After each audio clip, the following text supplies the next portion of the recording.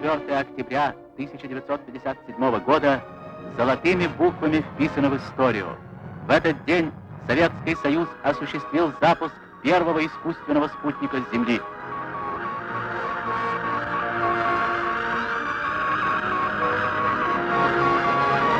Он еще продолжал облет нашей планеты, когда словно ему вдогонку был выведен на орбиту второй спутник, который нес на своем борту первого путешественника в космос, собаку Лайку.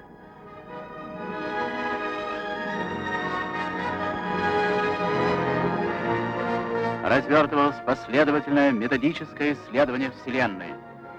Вслед за 3 спутниками настала очередь использования ракет для изучения космических пространств.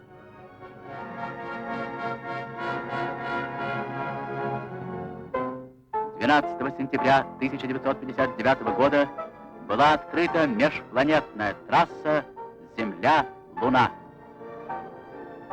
На поверхности нашей ближайшей соседки вымпелы с гербом Советского Союза.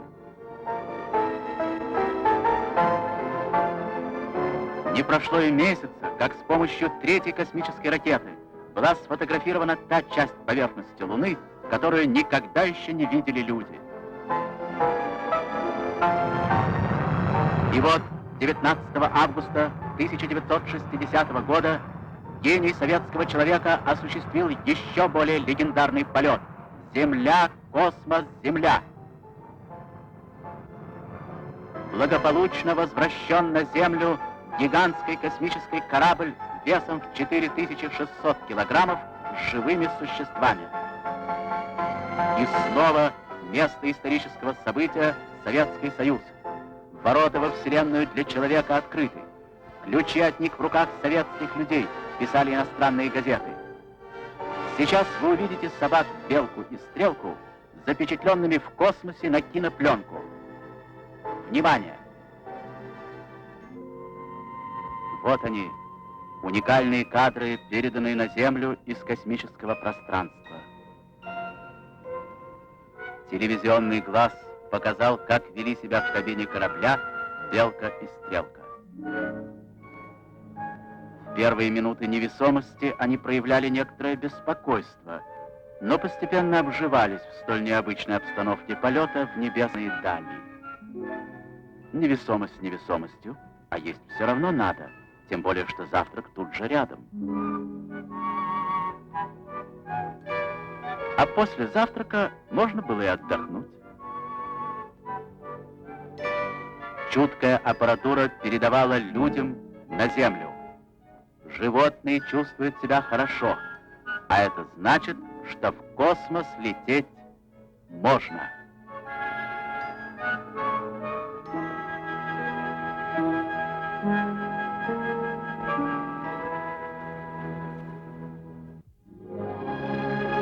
Первым космонавтам была посвящена эта необыкновенная пресс-конференция, проведенная научными сотрудниками Академии наук СССР.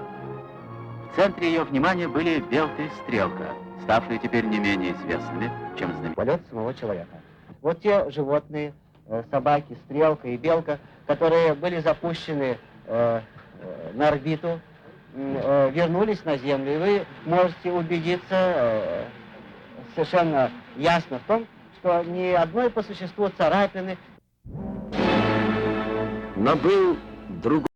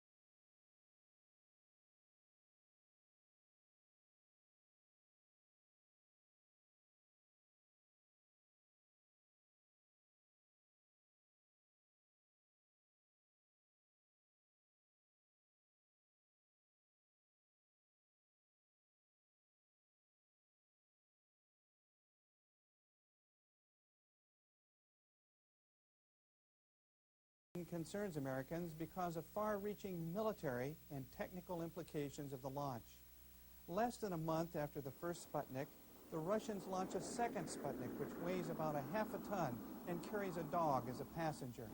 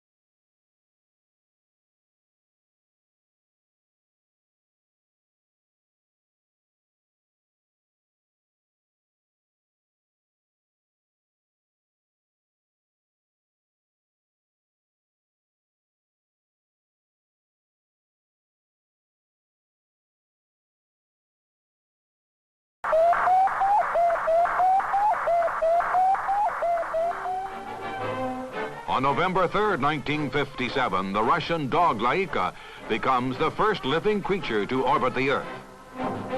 Scientists place the animal in Sputnik II, attach recording devices to measure heartbeat and breathing, and then launch capsule and passenger.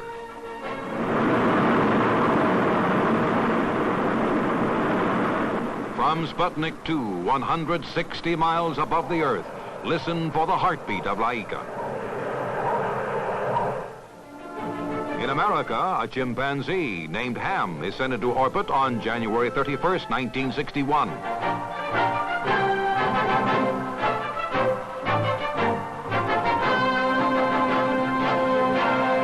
The launch vehicle is a Redstone rocket, and the procedures follow closely those to be used in Project Mercury.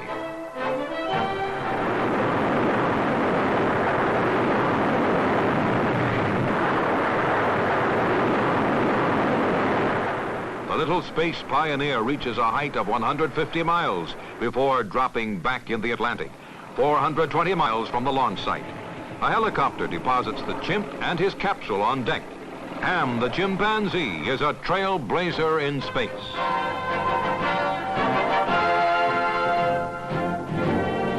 Ordeal. 1957, year of space and Sputnik dogs. Laika, first space traveler, was ready for the takeoff. And here it is.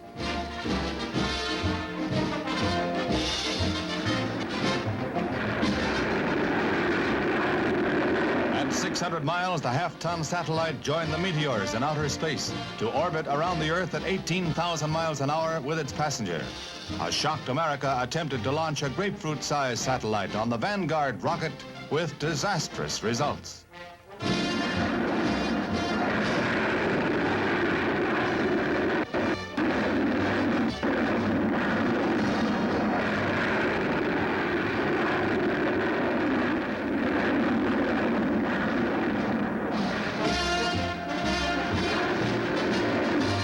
In the shadow of the Eiffel Tower and Sputnik, President Eisenhower, French Prime Minister Gaillard, and other NATO leaders gathered in Paris to consider the peril. Their decision? That 3 European nations would be armed with intermediate-range missiles. The magic of President Eisenhower was a rallying force to an undecided conference. And to give added impetus to its purpose, word was received of the successful launching of the Atlas intercontinental missile, an answer, in part at least, to Russia's space supremacy.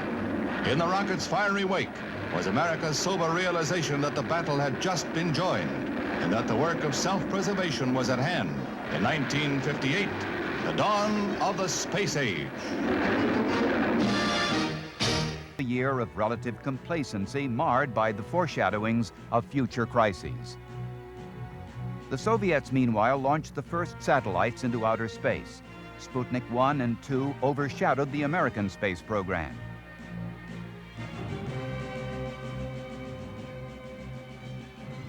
Americans were still awed by jets. A new coast-to-coast speed record was set by a little-known Marine Corps major.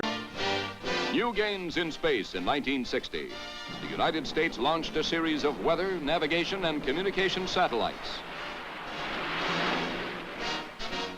The Soviet Union put these dogs into orbit for 24 hours, brought them back alive and unharmed. The greatest advance to date towards putting a man into space.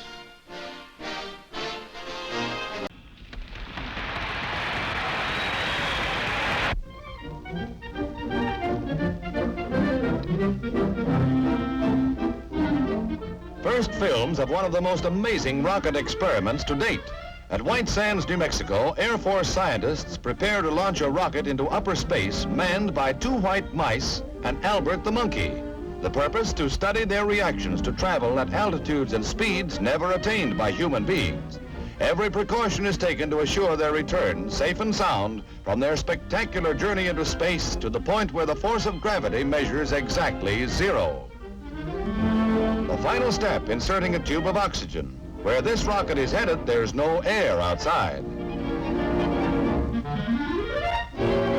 0 hour approaches. They're off at 2,000 miles an hour.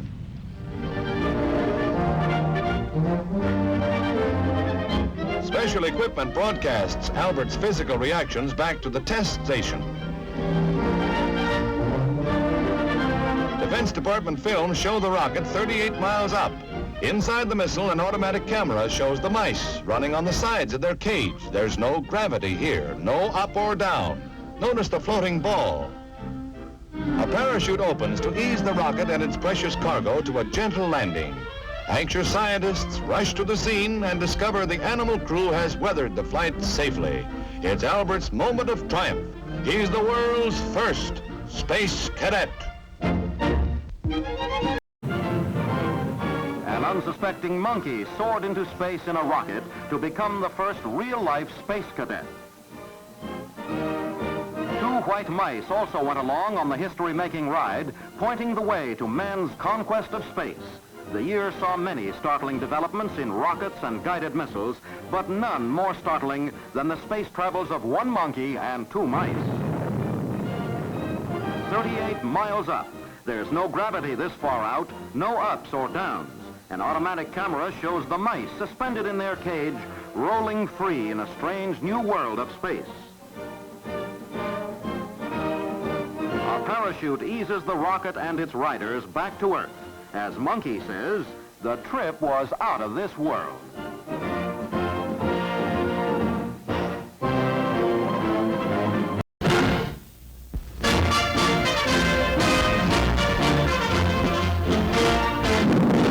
Soviet films of recent space tests involving dogs, rats, and mice as rocket passengers. Scenes like these have rarely been released by Russia, despite their progress in space research.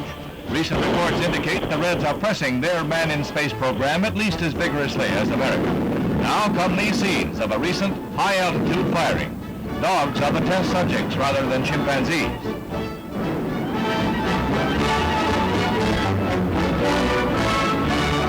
The recovery of the passenger capsule in these films comes off without a hitch. This is the culmination of a high-altitude test, not a firing into orbit.